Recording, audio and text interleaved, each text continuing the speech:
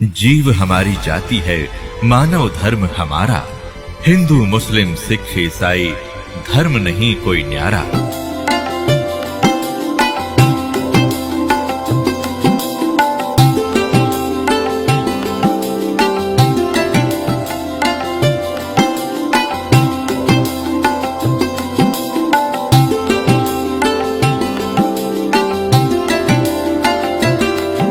जैसे कोयल जो होती है, ये कोयल अपना अलग से घोंसला बनाकर अंडे नहीं पैदा करती, क्योंकि अलग से वो अंडे देती है तो कौवे उसको खा जाते अंडों को। वो ऐसे सूझबूझ से अपना काम निकालती है। जो मादा काग कौवी कहीं अंडे उत्पन्न कर देती है, उस ताक में रहती है, और जब वो कभी बाहर जाती है अपना आहार करने के लिए, चुग्गा चुगने के लिए, तो पीछे से उसी के घोंसले में अंडे उत्पन्न कर देती है। अब वो कभी वापस आती है तो वो 2 के स्थान पर 4 अंडे पाती है, लेकिन वो समझ नहीं पाती है तेरा कौन सा है, दूसरा कौन सा है। तो उन सभी को वो उसको परिवरिश कर देती है, उनसे बच्चे निकाल देती है, और उनमें उसका अपना सा मोह हो जाता है।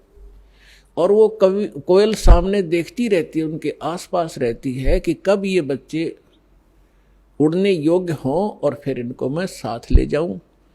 जब वो देख लेती है कि ये बच्चे कुछ दूर तक उड़कर वापस आने लगे हैं, तब दूर वृक्ष पर बैठ कर अपनी बोली बोलती है, कुहू कुहू की।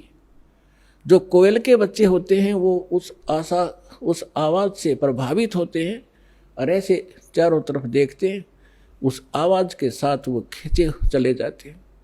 और जो काग वाले होते हैं उनका असर भी नहीं होता, वो अपने बैठे ऐसे ही।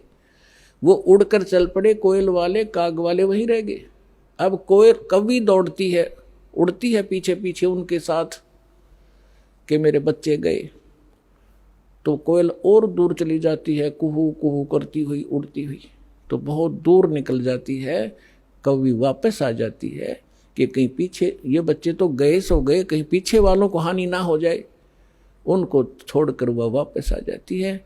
तो कोयल वाले बच्चे अपनी माँ की बोली पहचान कर उसके साथ चले जाते हैं, और काग वाले वहीं रह जाते हैं। घर घर के अंदर आज ऐसी स्थिति हो चुकी है। जो परमात्मा के पूर्व जन्म के संस्कारी हंस हैं, परमात्मा की इस बोली को, कोयल की बोली को सुनते ही फड़क गए और भाग लिए सतलोक आश्रम की ओर। और वो भी अगर शाने नहीं हुए हैं, अभी समझ लोगे जो शेष रह रहे हैं, ये भी हो सकता है, तो वो भी अगर कोयल के होंगे तो अवश्य सतलोक आश्रम बरवाड़ा में आना पड़ेगा उनको। तो ठीक इसी प्रकार पिछले संस्कार प्रारब्ध से ये सब आपका पिछले संस्कार से आपको सब वस्तु प्राप्त हो रही है, लेकिन आगे की भी तैयारी करवानी है।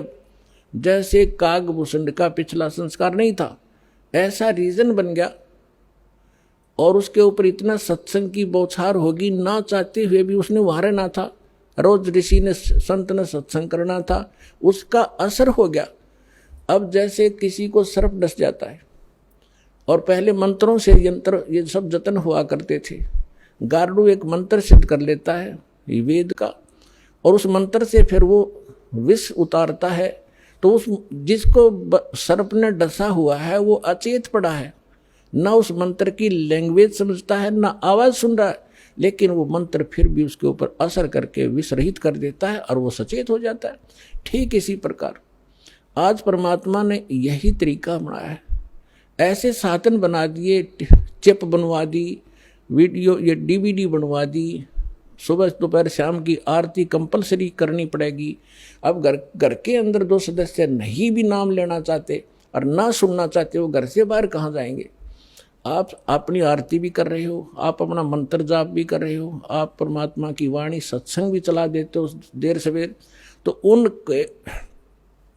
उनके ऊपर उस कागभूषण की तरह एक दिन असर होगा, और वो भी या राम नाम की कलम उनका भी चढ़ेगी एक दिन, और उनका पार होगा, क्योंकि भगवान का वचन है। तो ये तरीका अपनाया परमात्मा ने।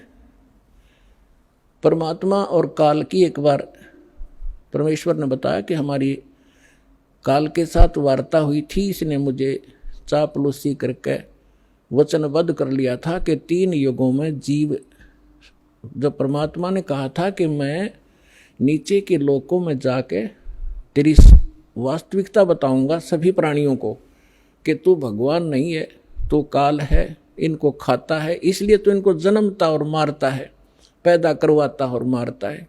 असली भगवान कोई और है, वहां जाने का तरीका मैं बताऊंगा, ऐसा गुप्त मंत्र मैं लेकर आया हूं। तब काल ने पैर पकड़ दिए, बहुत ज्यादा जो है प्रार्थना की, परमात्मा ने स्वीकार की। इसने कहा कि भगवान 3 युगों में जीव ना ले जाना, कम ले जाना।